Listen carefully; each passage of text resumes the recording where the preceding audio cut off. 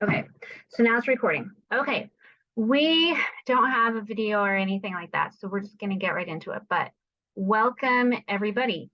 So for those of you that don't know, my name's Jenny Campbell, and I have been doing Bright Line Eating for 5.5 years.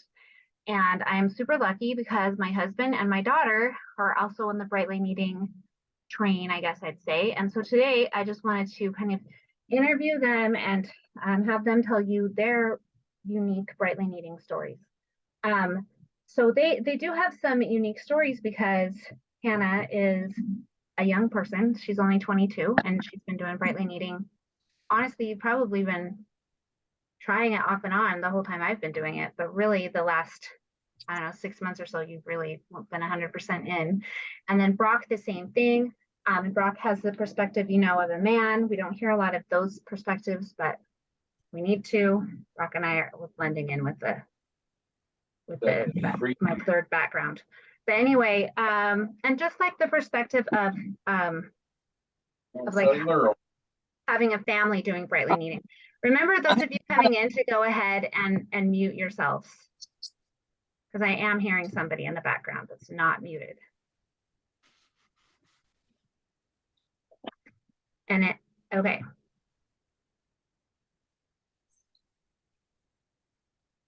Okay. I'm not seeing. All right. Okay, what we're going to do now is I'm just going to go ahead and ask some questions. And then at the end, if we have time, then those of you that are watching can ask questions.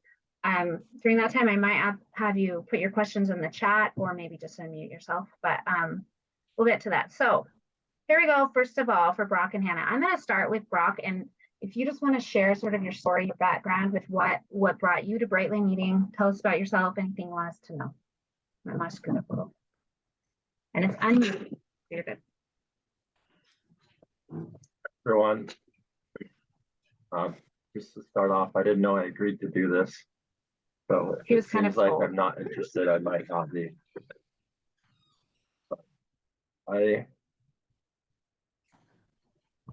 I've tried to do Bright Line Eating multiple times over the last several years. I would do it for a couple of months and then decide I was kind of done with it. And then just before the conference that was last June, I decided I want to try to really do this again. And I pretty much did it for 9 months straight without going off my eating plan. And while I was recently on a trip to Moab, I decided I would get a drink that I had previously had often. And then that kind of messed with my head and kind of been off and on struggling for the past month or two. And I definitely know that I have a junk food problem now, which I kind of, I always liked to have junk in the past, but it didn't affect me how it does now at age 46 now. So I can definitely tell a difference with how I'm eating and how I feel at this age versus like even 10 years ago, and the effect that it has on my body. Anyways, I've learned that I feel really good when I am eating the right foods, and I feel like it's kind of brings a peace to my mind when I'm doing that, because I feel different and I feel good. And I don't, honestly, for a long time, I didn't even think about what I was eating, or didn't even think about eating junk, because it was so automatic for me. And actually kind of amazing how it became like that for me. Okay, Hanna, do you want to tell about your story a little bit about yourself? Yeah. You're eating your lunch right now, aren't you? Yeah. Um, let's see. My mom started Bright Line Eating in October of 2017. I'm sure you guys have all heard the story because she likes to tell it. Um, so I watched her do that for, I don't know, a little less than a year. And around my senior year of high school, so I graduated in 2019. So, like the fall of 2018, I started doing Bright Line Eating really loosely. I really just tried not to snack. I would have sugar every now and then, but it really was helpful for me to be like, I need to focus more on eating or, make sure I'm eating more of the right foods, I guess. And I did that for most of that school year, decently consistently. And then toward the end of that, around like May and June of 2019, I, it was summer. And so I kind of got off of that and started eating sugar again. And that was okay for me, um, at that point at least. And I felt like I was okay, but I still probably wasn't eating as well as I should have been. And then I served a mission, and that was great. Obviously, being on a mission, I didn't have a lot of control over the food that I was eating, and so that was hard. And I gained a lot of weight on my mission for a couple of reasons. I gained like 50 pounds, which was exciting. Um, and so I came home and was like, I know I need to figure this out. And got home in August of 2021, so almost 2 years ago. Um,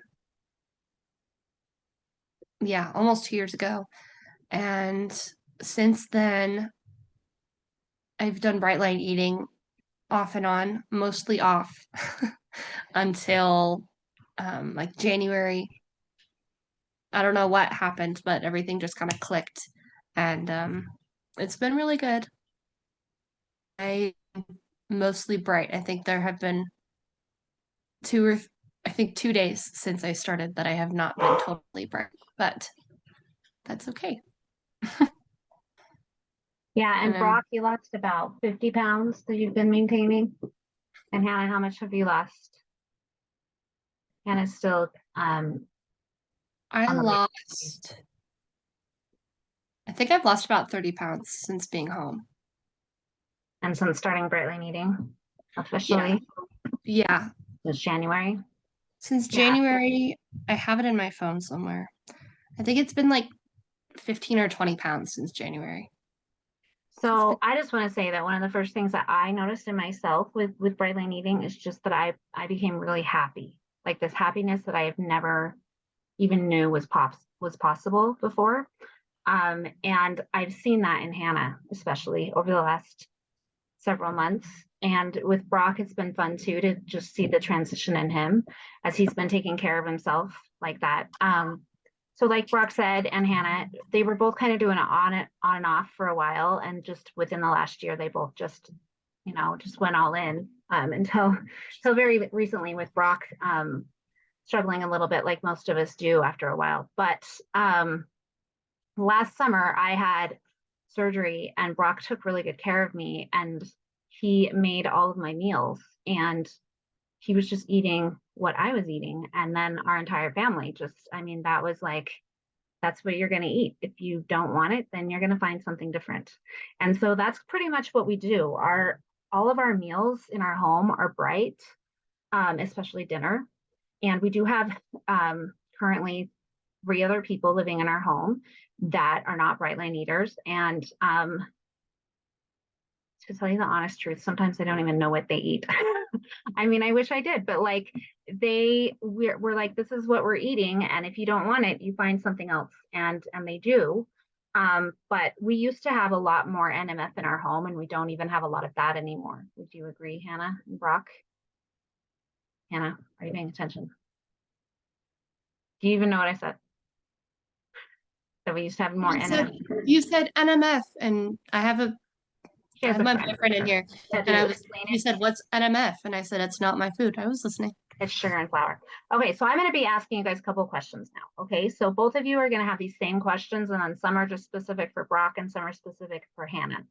So we'll start with Hannah, okay, but then Brock has the same question. So do either of you identify as flour or sugar addicts? Do you actually think that you're an addict? And where are you on the susceptibility scale? So go You ahead. want me to start? Uh-huh. I mean, yeah, I definitely think I am. I was raised by a sugar addict, so a lot of that is in me, I guess. And then I've taken it a couple times. I think one of the first times I took it, I was 9, but now when I take it, I'm a 10. So that's exciting. Yeah, those behaviors probably developed more as you tried bright line eating, and then that kind of developed that addiction a little stronger as you were dealing with some of that restriction. That's very common too, but that's kind of how you know that sometimes it's better to just not have it at all than have a little bit, because it really does awaken those addictive tendencies.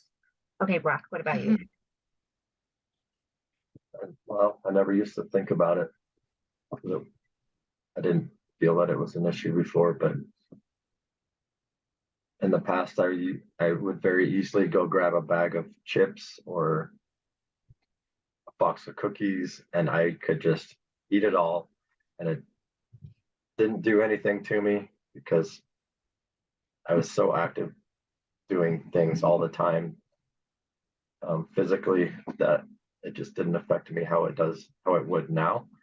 And then honestly, well, in the past couple of months, I've noticed that when I wasn't eating how I should, it was very easy to just give myself permission to go and eat junk. And I noticed that I would just keep eating it and eating it.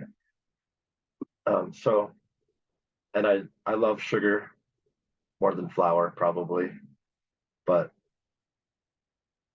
yeah, after eating how I have for most of the past year, and then for so long, and then recently kind of struggling a little bit with that and watching what I do, I definitely see how I use food or junk food especially, in a bad way, and just have no filter for it if I'm giving myself permission to have it. And another thing that we've noticed, when we have had junk food in the house for our kids that aren't doing BLE,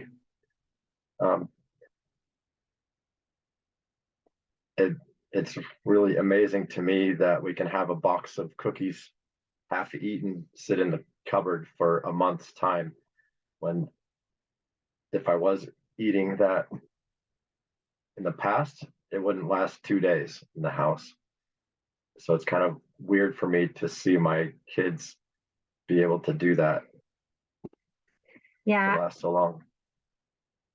I think we both noticed that we were actually the culprits with eating most of the NMF in the house. We thought it was the kids, but it really was us, because now when it does come in the home, it stays in the home for a long time before we just throw it away, because we're not eating it, but also nobody else is. So that has been really interesting to notice that we were the ones who were eating most of it. And it's easy to blame it on the kids, or to think, oh, we're bringing it into the house for the kids, and really they're not that interested in it. It was us.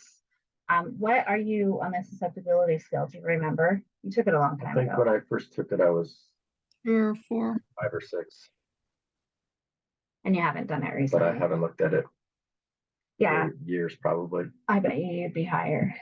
Anyway, Yeah. it's interesting. I have always thought that I definitely was the sugar addict, and I am for sure. But Brock, he was a big snacker, and most nights, like I've shared this with other bright line eating people, until he really started bright line eating, he would literally be having a party in the bed next to me with like all the NMF you could imagine. While I was, just on my side of the bed, just doing whatever. But that was a very nightly occurrence, and that does not happen anymore. And a lot of people would say, "Oh, I couldn't deal with that if my husband was eating NMF right next to me in the bed. And to be honest with you, I just was so focused on my own program, it didn't really bother me that he was doing that. But it is really nice now that he's not. I just think it's just kind of trickled down to the whole family, and it's really neat. So, okay, Brock and Hannah, let's see. What do you think the hardest part of bright line eating has been for you, Hannah? I think in some ways socially it's been hard. That's probably for everybody. But I don't know. Last year I lived down when I got home from my mission until last September, I lived down in Provo, and it was a lot of fun, and a lot of it, well, yeah, it was a lot of fun, and I had a lot of good friends down there. And something that we would do sometimes is on Sundays, like we'd go at midnight, we'd go to McDonald's or something, go on a McDonald's run just because it's something to do. And it's like, well, that's, it's fun and kind of dumb, but it's a fun thing. And now, like, I can't do stuff like that anymore. And I will go down to Provo every couple Sundays now. And when I first started doing bright line eating, it was hard to do that because I associated that with, oh, I get food, late at night, right? Um, like would go to In-N-Out at like 11:30 or something and then go home. And so even though I'm not really hungry at that time, right? And I've had all my meals, just things like that, I guess, are hard. But Yeah. it's gotten easier as I've been doing it for longer. Okay, that's going to lead into some specific questions that I'm going to ask you next. But thank you for sharing. And Brock, what do you think has been the hardest?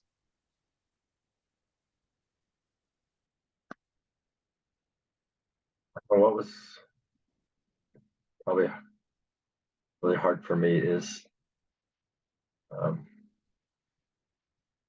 giving up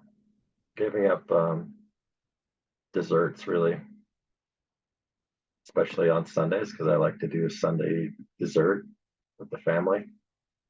That's something that was hard for me to accept for a long time. Yeah, how did you overcome that? Just well, so for a while I would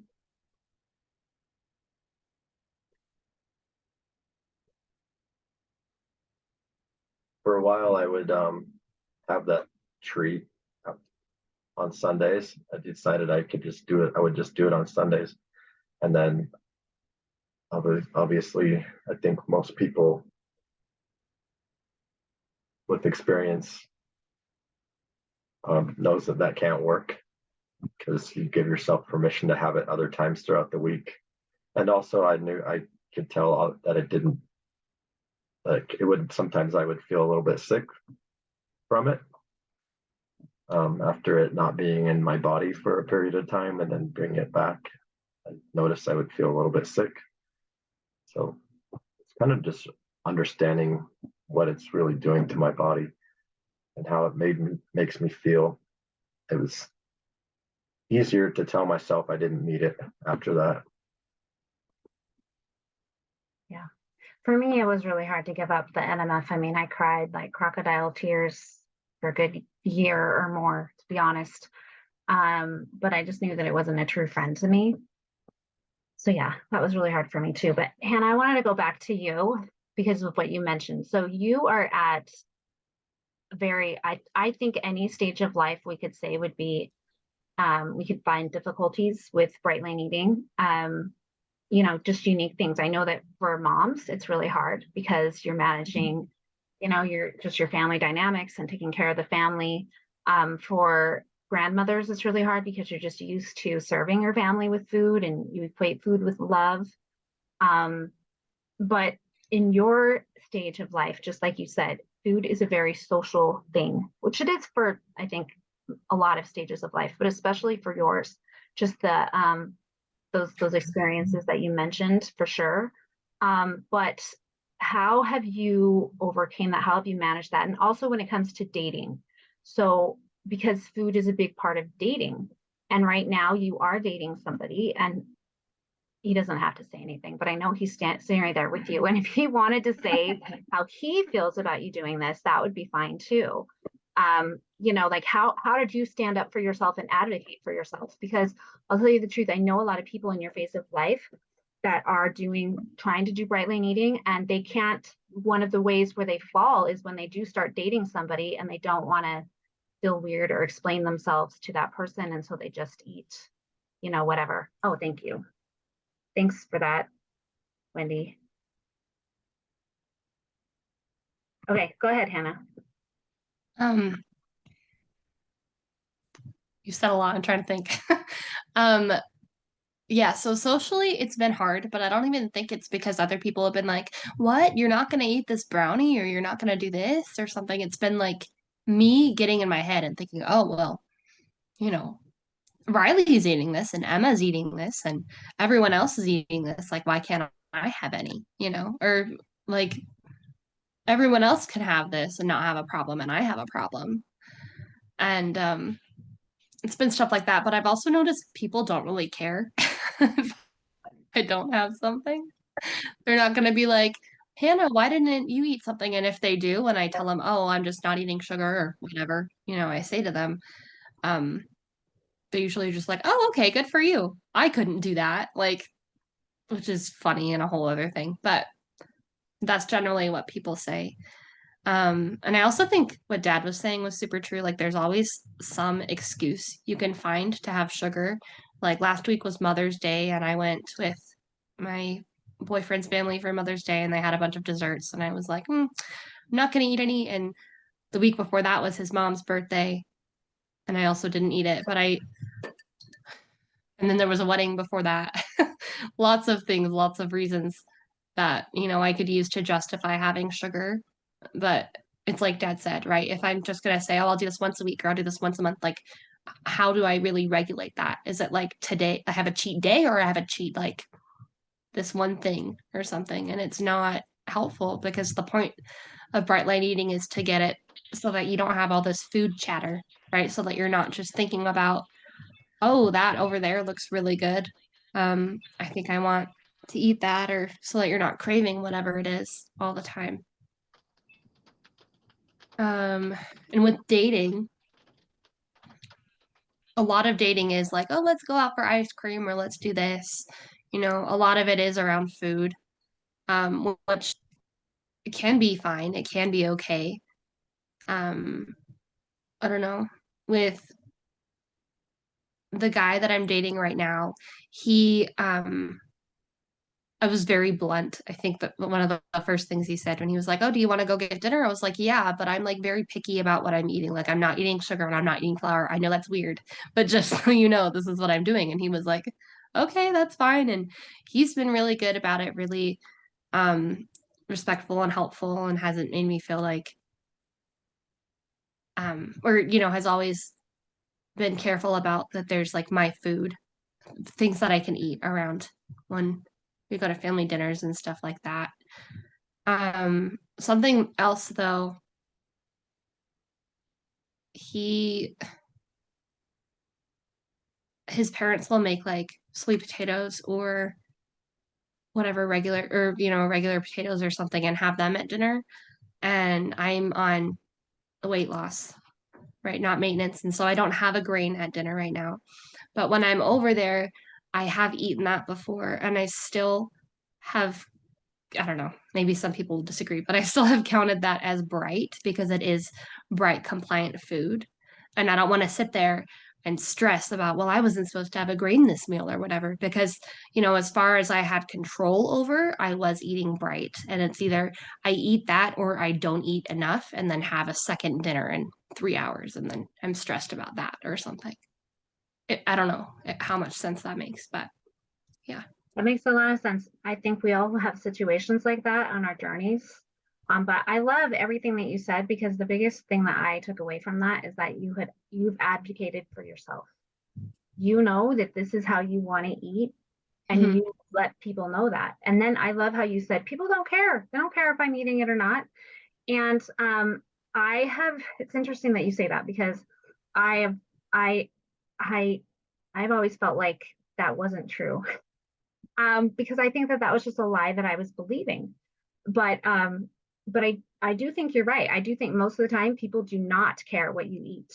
And in fact, I do think people sometimes admire you that you are, holding to what is right for you. And a lot of people in this day and age, honestly, have different dietary restrictions for a lot of reasons. So I'm very proud of you. And you could be like, like a young bright line eating pioneer, Oh goodness, I gotta plug in my thing. You want to do it, Brock? You guys, those of you that are coming in, I'm sorry, I'm trying to catch that just as quick as I can. But if you're waiting for a minute, I'm sorry, I've noticed, I've noticed some people putting it in the chat. So that's super helpful, that there's people waiting. So if you just are hearing from a friend that they're, not, that I'm not letting them in, just continue to let me know. And then when you're coming on, if you could just I'm trying to mute everybody as they come, but also just close your video because it's kind of distracting to us to see you on video, which I'm trying to do that as well. But if I miss you, just turn your video off. But anyway, let's see. So I'm going to ask a couple more questions. Let me go back to what I had. Okay, so Hanna and Brock, do you guys have a morning and evening habit stack? And here's what's funny.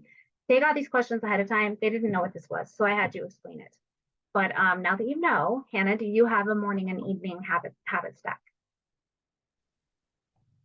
So I read the book not that long ago. And because I'd seen my mom do bright line eating, I was already doing the food plan and stuff for the most part. Yeah, I think I started the book over actually when I started doing bright line eating, and I'd been about half or a good chunk through it. But so in the middle of that, I did read about the morning habit stacks where I think she says you need meditation, an inspired reading or something, and then I think she said make your bed. Those are the three things. And I was pretty good about that for maybe a month, and then I haven't been as good about that in a while. But I really do find that when I do those three things, it does help me to get through my day. Kind of I feel like reading the scriptures, right? When they're just do it first thing in the morning, or, make time to do this. And then it does make you more productive. It does help you get through your day better. I don't know. You guys have probably seen the analogy with the big jar, right? Where if you take, the rocks and you put all the rocks in there first, and that's the big, the gospel things, and then you put in pebbles that are everyday things you need to do, I don't know, homework or go to work, whatever it is. And I found with bright line eating, it's like that, everything falls into place when I do my big things, my big rocks, and make sure that I'm taking care of myself and eating the way that I know I need to be eating and treating my body the way I need to be. So I was doing that for a while. I'm not as good about that anymore, but it is very helpful. It was very helpful when I was doing that. And then in the evening, I just journal, read my food journal, my gratitude journal, and then I think that's it. Just do those few things. Awesome that you're starting that at such a young age in your life too. What about you, Brock? So habit stacks are your morning routines that you have? Yeah. Okay. Or other goals that you Yes. have. So yeah, I guess I do have, there are several things that I do throughout the day to kind of give myself a routine. One of them is probably at least 9 out of 10 times I'm the one making dinner for the family. So that's one thing. And I also, to go along with that, I usually help make sure the dishes are done every day. And if I'm doing it how I want, I'm kind of doing it whenever I'm near the sink. I'll do some dishes if there's dishes there so they don't just pile up. Or I'll ask the kids to help if I'm too busy. And in the mornings, I like to I like to listen to conference talks or talk from Come Follow Me. That's kind of a morning routine that I have to help to start my day.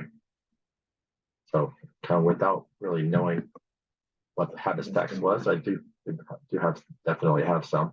Yeah. Yeah, Brock has been pretty good about doing those kind of things. That's from the book Atomic Habits for anybody listening.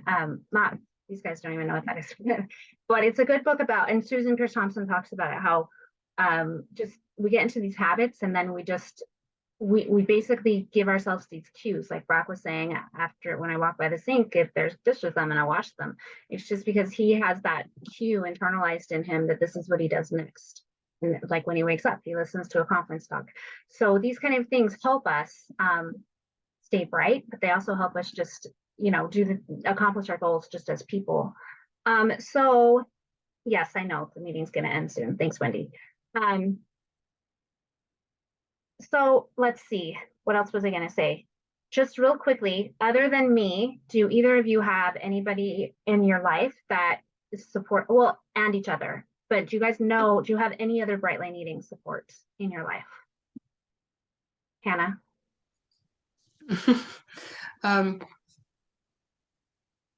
Ben's whispering to me that he supports me. He doesn't do Bright Line Eating. I don't know. I mean, I feel like I'm in the Facebook group and things like that. I just haven't really reached out to people. But I do feel like I could reach out if I really did feel like I needed something. But I think, because I live at home still and you're here, you're the first person, you and Dad are the first people I'm going to go to if I'm like really struggling or something. Yeah, and you might want to look at outside support sometime. So a lot of people are able to do it without that kind of support, and then eventually they need it. What about you, Brock? I'm not good at connecting with people, and Keith has reached out to me once or twice, I think a couple times. We've kind of chatted back and forth a little bit, but other than that, I'm terrible at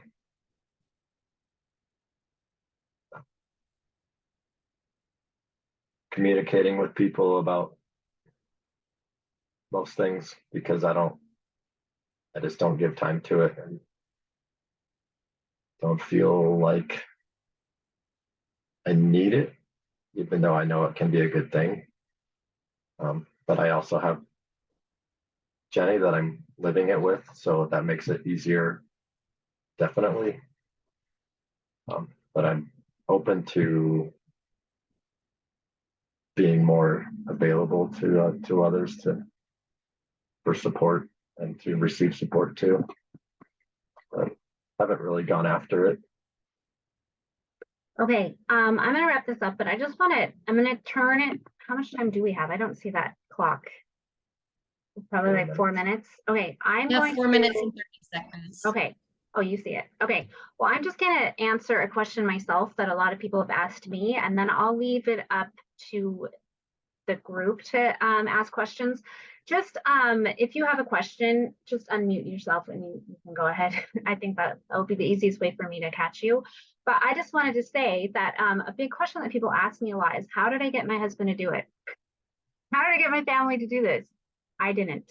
That's the honest answer. I did not get them to do it. They wanted to. I was doing it. I think they saw the change in me and they just wanted to do it themselves. The biggest advice I always give to people when they're like starting Bright Line Eating and they want to get their family on board, and a lot of people don't agree with my advice, but I say, don't worry about your family, worry about you. And when your family's ready, they'll follow. And the reason why I say that, number one, is because for me, it took so much willpower and all of that to just get into it. In the beginning, I couldn't think about them and me too. And I was such an addict. I wasn't ready to let go of the food being completely out of my home, as crazy as that sounds. So even them still eating the NMF, that took a while to and I'm talking a while, like probably 5 years, to really clear that out through my own recovery process. But when they were ready, they jumped in. And I have 5 children. So right now, only, only Hannah's the only one. But I do really believe that my other children will jump forward when they're ready. That being said, my kids are older. They're teenagers. Hannah's my oldest. She's 22. My youngest is 14. If my kids were little, I probably would have done things so differently. They wouldn't have, their snacks would have been fruits and vegetables and not all the crappy things I gave them. But that being said, like, you cannot push this on your family. You cannot. And you just eat, you enjoy your food, and you let them figure it out when they're ready. Keith, I saw you turned your camera on. Do you want to say something? Yes, if there's time. Yeah. I don't know how much time there is. I'm not seeing the things. So, Hanna, you let me know. Let me know when there's like Thanks. 2 minutes. Okay, let me know when there's like 30 seconds. And okay, go ahead, Keith. This is for Brock, my friend. I appreciate you doing this today. My question is for you as a husband and a father. I'm assuming you're doing bright line eating so that way you have more bandwidth and energy to spend on raising your family and being a husband to your wife. When you find yourself depleted doing all of those duties, your manly duties, as I call them, can you still hear me? Yeah. Okay. When you find yourself, torn between sticking to your lines or dropping some of these duties that are good, that you are, your purpose in life is to be a father and a husband and a priesthood holder, all these things. When you find yourself up against your limits and your lines, how do you, in your mind, justify reducing some of these commitments that you have so that way you can keep your lines? Or maybe you don't do that. I guess that's my question. I definitely feel like at times, and maybe it's coming from a bit not the right source, but I definitely feel like sometimes I do way too much for Jenny and for my kids, and I sometimes feel unappreciated, which I'm sure everyone does. But and I let Jenny know when I feel that way, but I have to take a step back, and I have to ask for help, because if I don't, I know I'm gonna go crazy and nobody's gonna like me, which isn't what I want in my house. But yeah, because for me, I need people's time to feel connection with them. And Jenny's been super busy over the past several years,